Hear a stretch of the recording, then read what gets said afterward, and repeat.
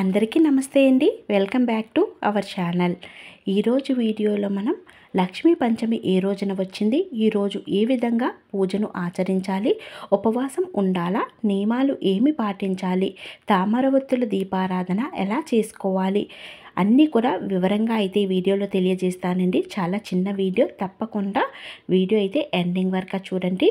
ఈ వీడియోని లైక్ చేసి షేర్ చేయడం ద్వారా మరికొంతమందికి అమ్మను ఆరాధించుకునే భాగ్యం అయితే మనం కలిగించినట్టు అవుతుంది. ఆ పుణ్యం అయితే మీకు లభిస్తుంది.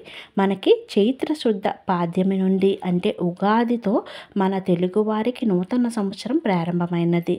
శ్రీ వసునామ సంవత్సరం అంటే 2025వ సంవత్సరంలో వచ్చే మొదటి పంచమి మనకి లక్ష్మీ పంచమిగా జరుపుకుంటాము. ఈరోజు అమ్మవారు సాక్షాత్తు ఆ శ్రీమన్నారాయణుడి ఆజ్ఞతో అమ్మవారు భూలోకానికి వచ్చిన వేళగా చెబుతారు.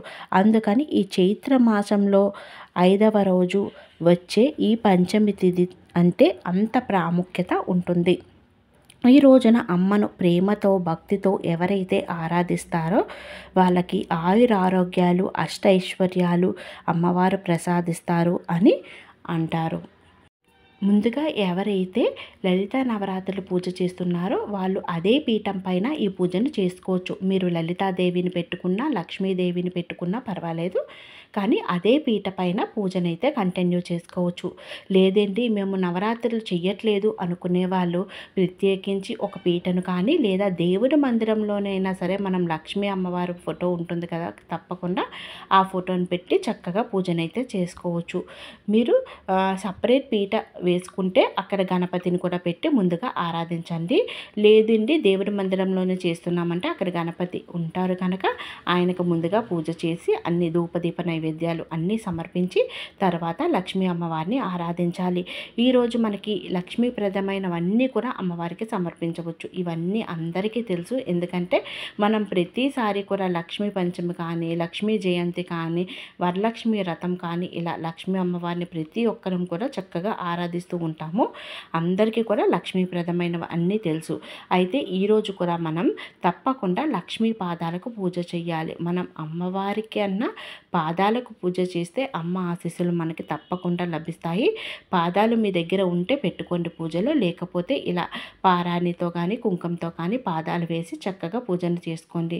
లక్ష్మీ అమ్మవారికి కాదు, ఏ పూజ చేసినా సరే మనం తప్పకుండా ముందుగా గడపకు పూజ చేసుకోవాలి. గడప పూజ అనంతరం అంటే గడప దగ్గర చిన్న ముగ్గు వేసైనా పసుపు కుంకాలు వేసి చక్కగా ముగ్గు పెట్టుకొని దీపారాధన చేసుకొని గడపను ఆరాధించి, ఎందుకంటే లక్ష్మీ అమ్మవారు మనకి మంచి వచ్చినా చెడు వచ్చినా ఏది వచ్చినా ద్వారలక్ష్మి ద్వారా వస్తుంది. అందుకని తప్పకుండా మనకి మంచి జరగాలి కనుక కలకల్లాడుతూ మంచిగా గడపకు పూజ చేసిన అనంతరం ఈ విధంగా అమ్మవారి దగ్గర కూడా పూజ చేసుకోవాలి. ఈరోజు 6 ఒత్తులతో దీపారాధన చేస్తే చాలా మంచిది అంటారు. పంచమి తిథి ఉంటుంది కనుక 5 ఒత్తులు అమ్మవారికి, 1 ఒత్తు మనం నిత్య దీపారాధన పంచమి తిథి వల్ల. లేదు అంటే చాలామంది 5 ఒత్తులతో దీపారాధన చేస్తారు. అయితే 5 ఒత్తులు అంటే చాలామంది ఏమనుకుంటున్నారంటే ఒక్కొక్క ఒత్తు అనుకుంటున్నారు. కాదమ్మా, ఎప్పుడైనా సరే మనం 1 ఒత్తితో దీపారాధన చేయకూడదు. 2 ఒత్తులు కలిపి 1 ఒత్తుగా చేసే దీపారాధన చేయాలి. కామాక్షి దీపంలో కూడా మనం 2 ఒత్తులు వేసి 1 ఒత్తుగా పేని దీపారాధన చేయాలి. ఒకే ఒత్తు ఎప్పుడు కూడా దీపారాధన చేయకూడదు. అదేవిధంగా చాలామంది 3 ఒత్తులు వేసి దీపారాధన చేయాలి అంటున్నారు.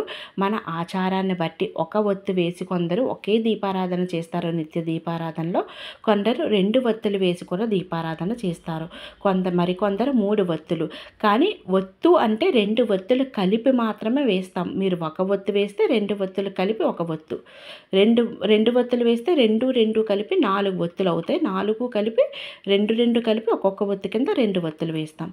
3 అయితే 6 ఒత్తులు అనమాట. అలా మనం పేని మాత్రమే ఎప్పుడైనా దీపారాధన చేయాలి. ఒకే ఒక్క ఒత్తు వేసి దీపారాధన అయితే చేయకూడదు.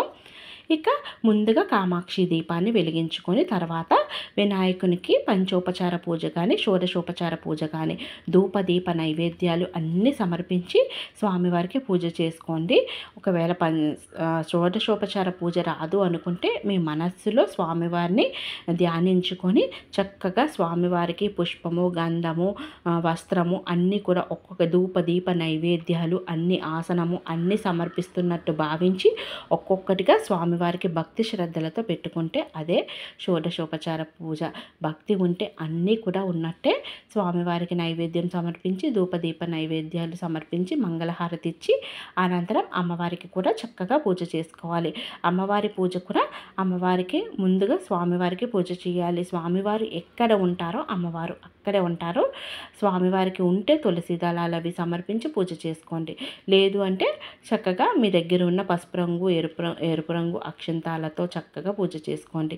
ఈరోజు పీఠం పైన జవ్వాదు పౌడరు, పచ్చకర్పూరం చల్లితే చాలా సువాసన భరితంగా ఉంటుంది. అమ్మకు ఎంతో ప్రీతికరమైనవన్నమాట అవి. తర్వాత మనం ఎర్రని పూలు కానీ ఎర్రని అక్షంతాలతో కానీ అమ్మకైతే అష్టోత్తరాలు చదువుకోవాలి. లేదు అంటే పసుపు కొమ్ములతో చేసుకోవచ్చు. బంగారంతో పూజ చేసినట్టు పసుపు కొమ్ములతో అష్టోత్తరం చేస్తే, లేదు అంటే రూపాయి నాణాలు అవి ఉంటాయి కదా, వాటితో కూడా పూజ చేసుకోవచ్చు. నేనైతే ముందుగా స్వామివారికి పూజ చేస్తున్నాను. స్వామివారికి తులసి దళాలు సమర్పిస్తూ పూజనైతే చేస్తున్నాను. మీ దగ్గర తులసి దళాలు ఉంటే చక్కగా సమర్పించి స్వామివారికి అష్టోత్తరాలు చదువుకున్న తర్వాత అమ్మవారికి కూడా అష్టోత్తరాలు చదువుకోండి. ఇన్ని అష్టోత్తరాలు చదవలేము అనుకునేటప్పుడు గోవిందనామాలు లేదా ఓం నమో గోవిందాయ నమః, ఓం శ్రీ వాసుదేవాయ నమః ఇలా ఏదో నామాన్ని చదువుకుంటూ స్వామివారికి సమర్పించండి. అమ్మవారికి ఓం శ్రీ లక్ష్మీదేవి అయి నమః, ఓం శ్రీ మాత్రే నమః అని ఒక నామాన్ని తీసుకొని అమ్మవారికి కూడా అన్నీ సమర్పించండి. అయితే ఈరోజు ఉపవాసం ఉండాలా? ఉపవాసం ఏమీ అవసరం లేదు. ఉదయం పూజ చేసుకునే వాళ్ళు చక్కగా ఉపవాసం ఉండే పూజ చేస్తాం కనుక చక్కగా మధ్యాహ్నము సాయంత్రం ఏమైనా తీసుకోవచ్చు. కానీ పూజ చేసుకునేటప్పుడు కొంచెం మితంగా తింటే మంచిది అంటారనమాట. ఉపవాసం అయితే అవసరం లేదు. ఉంటే మీ దగ్గర తాంబూలం సమర్పించండి. లేకపోతే చక్కగా 2 తమలపాకులు, ఒక 2 వక్కలు, 2 ఖర్జూరాలు అమ్మవారికి సమర్పించండి. అమ్మవారికి పసుపు కుంకాలు సమర్పిస్తే నిండు సౌభాగ్యాన్ని మనకి ఇస్తుంది. కొంచెం ఆకులోనైనా లేదా ఉంటే మన దేవుడి మందిరంలో పసుపు కుంకుమ అమ్మవారికి సమర్పించండి. చక్కగా అమ్మవారికి మీ వీలుని బట్టి క్షీరాన్నం కానీ పాలల్లో కొంచెం బెల్లం ముక్క వేసి కానీ లేదా వడపప్పు, చలివిడ ఇలా ఏవైనా సరే పళ్ళు, దానిమ్మ పళ్ళు ఇలా అమ్మకు సమర్పించండి. మన ఇంట్లో ఏవి ఉంటే అవి అమ్మవారికి భక్తితో పెట్టుకోవచ్చు. ఇలా చక్కగా తప్పకుండా రేపే కనుక అందరూ కూడా ఇంటిని శుభ్రపరిచేసుకొని ఈరోజే చక్కగా రేపు మంచిగా దీపారాధన అది కూడా చేసేసుకోండి. ఈరోజు మంగళవారం కదా శుభ్రపరచుకోమనుకునే వాళ్ళు రేపు ఉదయాన్నే చేసేసుకొని చక్కగా అమ్మవారికి మీ వీలుని బట్టి ఉదయం కానీ సాయంత్రం కానీ పూజనైతే చేసుకోండి. ఈరోజు లలితాదేవి నవరాత్రులు కనుక ఎవరైతే చెయ్యలేదో ఈరోజు మరియు అష్టమి రోజు చేసుకుంటే, పంచమి రోజు అష్టమి రోజు పూజ అయితే చేసుకోండి. అమ్మవార్లకి చాలా మంచిది. నవరాత్రులు అన్నీ చేయలేని వాళ్ళు ఈ 2 రోజులు చేసుకుంటే చాలా మంచిదన్నమాట. ఇంకా ఒక డౌట్ ఉంటుంది, తలకు స్నానం చేయాలా అంటే తలకు స్నానం తప్పకుండా చేసి పూజ చేయాలి. అనారోగ్య సమస్యలు ఉన్నవారు కంఠ స్నానం చేసి చక్కగా పూజనైతే చేసుకోవచ్చు అన్నమాట. రేపు మీకు వీలైతే ఐశ్వర్య దీపం పెట్టుకోవడం, తామరవత్తుతో దీపారాధన చేయడం కూడా చేయండి. తామరవత్తు ఎలా చేసుకోవాలో మన ఛానల్లో అయితే ఉండి ఒకసారి చెక్ చేయండి. లేకపోతే బయట నుంచైనా తెచ్చుకోవచ్చు. అయితే అమ్మవారి ఆశీర్వాదం ఉంటే ఆర్థిక ఇబ్బందులన్నీ తొలగిపోతాయి. ఇంకా ఏమైనా డౌట్స్ ఉంటే కామెంట్ సెక్షన్లో కామెంట్ చేయండి. తప్పకుండా రిప్లై అయితే ఇస్తాను. ఈ వీడియో నచ్చినట్టయితే మీ ఫ్రెండ్స్ అండ్ రిలేటివ్స్కి షేర్ చేయండి. పూజ చేయలేని వాళ్ళు గుడికి వెళ్ళి అమ్మని దర్శించుకోండి, మంచిది. మరొక చక్కటి వీడియోతో మళ్ళీ కలుద్దాం. ఓం శ్రీమాత్రే నమః.